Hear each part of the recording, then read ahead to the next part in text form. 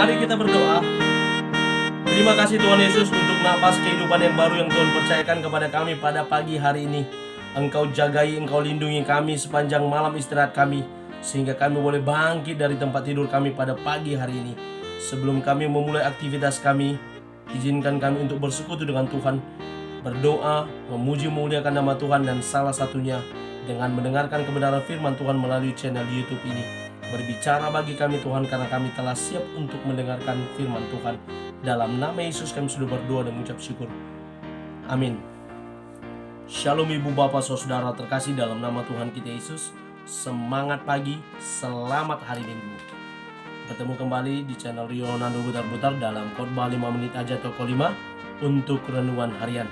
Walaupun ini hari Minggu, sebagai pengantar untuk kita mendengarkan firman Tuhan melalui khotbah di gereja atau khotbah melalui online di ibadah minggu, kiranya tidak salah kita untuk mendengarkan renungan harian pada pagi hari ini sebagai saat teduh pribadi. Dan firman Tuhan saya ambil dari kitab Matius pasal yang kelima ayat yang ke-6. Demikian kesaksian firman Tuhan. Berbahagialah orang yang lapar dan haus akan kebenaran, karena mereka akan dipuaskan. Tetap menyuarakan kebenaran. Ibu bapak saudara terkasih dalam nama Tuhan kita Yesus, suatu ketika Sokrates, seorang filsuf dari Yunani, pada masanya dia pernah harus diancam oleh pemerintah. Karena apa? Karena dia selalu menyatakan kebenaran, membela hak dan apa yang harus dimiliki oleh orang-orang yang terpinggirkan, orang-orang miskin. Dan dia terus menyuarakan kebenaran supaya pemerintah berpihak kepada orang-orang yang miskin, kepada orang-orang yang kesulitan dan patut harus dibantu oleh pemerintah.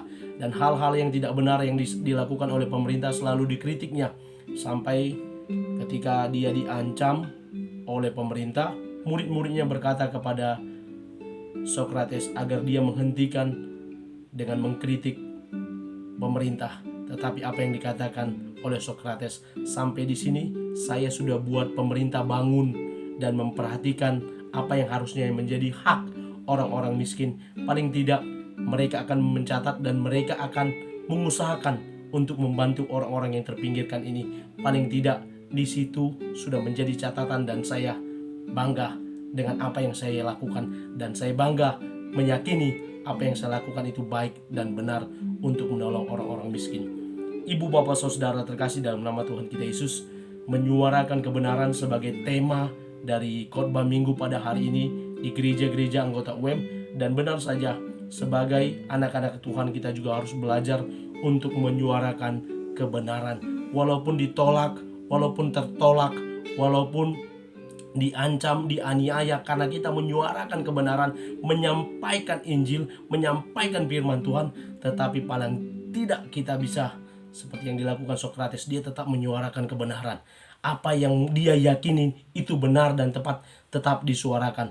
Terlebih lagi kita para hamba-hamba Tuhan, kita harus tetap setia mengerjakan tugas pelayanan kita, yakni salah satunya menyampaikan kebenaran, menyampaikan firman Tuhan. Dan dalam nats ini, di mana dikatakan oleh Matius, berbahagialah orang yang lapar dan haus akan kebenaran. Kita harus terus-menerus haus dan lapar akan kebenaran untuk menyampaikan kebenaran itu, untuk dapat sampai kepada orang-orang yang patut mendengarnya. Sehingga dengan kebenaran yang kita sampaikan, paling tidak seperti perkataan Sokrates tadi, pemerintah boleh memperhatikan, dan orang-orang yang kita sampaikan kebenaran itu bisa merenungkan, dan semoga mereka juga bisa berpaling kepada Tuhan dan meninggalkan hal yang jahat yang mereka lakukan selama ini, dan mereka boleh dimenangkan untuk hormat dan kemuliaan bagi nama Tuhan. Mari kita terus belajar menyatakan, menyuarakan kebenaran. Katakan ya jika ya, katakan tidak jika tidak. Selebihnya berasal daripada si jahat. Dalam firman Tuhan hari ini kita boleh melihat bagaimana Amos ditolak untuk menyuarakan kebenaran oleh Imam Amazia dan Raja Yerobeam II. Tetapi dia terus menyuarakannya, dan apa? Tuhan yang mengirimnya, yang mengutusnya untuk mengatakan kebenaran di Betel, Israel. kita juga boleh belajar dimanapun Tuhan tempatkan kita untuk senantiasa menyuarakan kebenaran. Tertolak itu biasa, dianggap tidak ada apa yang kita sampaikan itu biasa. Tetapi apa yang kita harus katakan jangan disimpan dan teruslah disuarakan. Terlebih lagi itu suara kebenaran. Karena apa? Kita akan menjadi orang-orang yang berbahagia sebagaimana dalam nats ini. Karena kita mau terus haus dan lapar akan kebenaran, dan kita juga akan dipuaskan. Amin. Kita bersatu dalam doa. Terima kasih Bapak untuk firman-Mu pada pagi hari ini, sebagai pengantar kami untuk mendengarkan firman Tuhan melalui ibadah raya, ibadah minggu nanti. Dan biar firman-Mu boleh tetap tinggal dalam hidup kami, bahwa kami menjadi orang-orang yang senantiasa menyuarakan kebenaran. Mampukan kami untuk menyuarakan kebenaran-Mu Tuhan. Dalam nama Yesus kami sudah berdoa dan mengucap syukur. Amin. Selamat beraktivitas dan selamat beribadah nantinya. Tuhan Yesus memberkati. Shalom.